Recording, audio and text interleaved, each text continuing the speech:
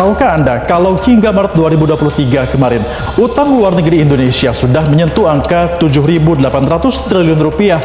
Bahkan jika dihitung-hitung dengan jumlah seluruh penduduk Indonesia per kepala, ini menanggung utang luar negeri masing-masing adalah 28,8 juta rupiah. Anda di rumah sedang menyaksikan ini, Anda memiliki utang 28,8 juta rupiah untuk utang luar negeri Indonesia.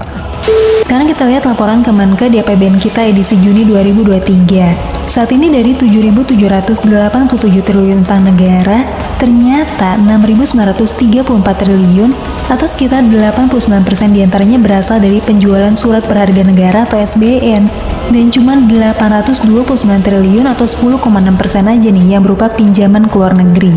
Sampai sini aku harap kita jadi lebih tahu ya, komponen utang negara itu ternyata mayoritas bukan pinjaman ke luar negeri, tapi justru dari penjualan SBN. Emang SBN itu apa sih? Buat yang belum tahu, SBN ini adalah surat berharga negara yang dijual mayoritas ke masyarakat Indonesia dan dirilis tiap beberapa bulan sekali, mulai dari ORI, SBR, ST, Sukuk, obligasi FR, dan lain-lain. Terus pertanyaannya sekarang, siapa aja sih yang beli SBN negara kita? Pihak asing atau rakyat kita sendiri ya? Kita bisa lihat laporannya di website resmi. Pertanggal 6 Juli 2023 di sini kelihatan nih, 31% SBN kita dimiliki sama perbankan, 17,3%-nya dimiliki sama BI, 20,5% dimiliki sama manajer investasi, asuransi, dan dana pensiun, 6,6%-nya dimiliki sama individu, dan cuma 15% doang yang dimiliki sama asing termasuk pemerintah dan bank sentral luar negeri yang sekitar 4%. Jadi bisa dibilang mayoritas pemilik SBN adalah entitas di dalam negeri kita sendiri. Apa utang 7.700 triliun itu masih bisa dibilang sehat? Dan buat apa sih kita ngutang sebanyak itu?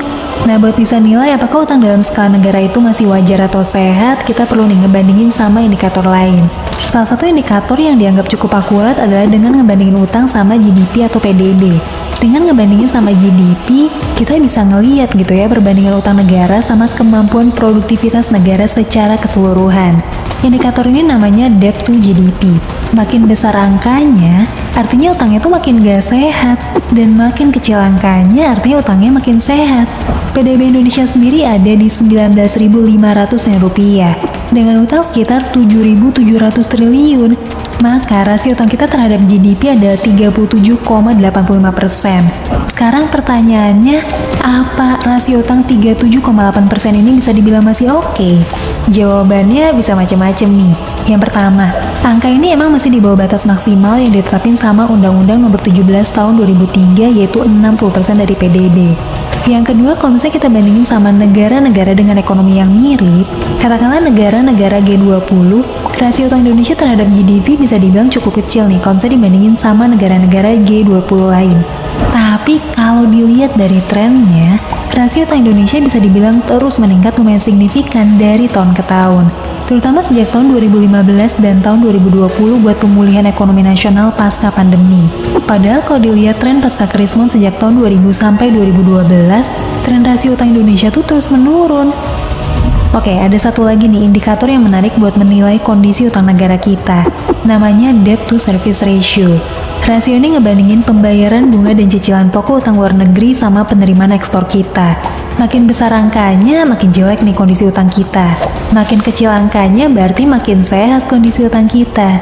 Dari data yang dikeluarin sama BI, rasio utang terhadap penerimaan ekspor kita terus ngalamin penurunan selama 9 tahun terakhir. Artinya kondisi utang kita makin sehat gitu ya. Dimana tahun 2016 sempat di 35%, sementara di kuartal 1 2023 udah turun nih, jadi cuma 16,25%. Itu artinya beban pembayaran cicilan dan bunga utang kita terus ngalamin penurunan kalau misalnya dibandingin sama penerimaan ekspor negara kita. Ada yang tahu nggak kenapa sih trennya makin sehat? Jawabannya karena pemerintah terus nurunin porsi utang luar negeri dan memperbanyak utang ke dalam negeri lewat penjualan SBN.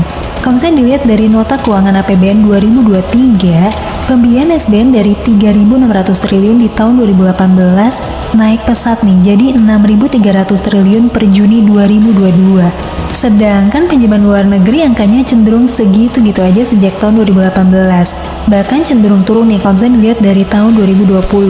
Jadi bisa dibilang kenaikan utang Indonesia yang terkesan tinggi ini sebetulnya didominasi sama penerbitan SBN setiap tahun, alias utang ke rakyat dan institusi keuangan dalam negeri sendiri, bukan utang ke luar negeri. Dengan begini sebetulnya kita bisa ngelihat bahwa pemerintah tuh berusaha buat ngejaga dua jenis risiko. Yang pertama risiko fluktuasi nilai mata uang yang bikin nilai utangnya jadi makin mahal. Dan yang kedua tuh risiko capital outflow yang bikin aliran dana kita keluar terus keluar negeri buat bayar utang sama bunganya. Dengan memperbanyak porsi pembiayaan lewat SBN, kita tuh jadi terhindar dari risiko utang yang makin numpuk karena kurs dolar yang makin naik.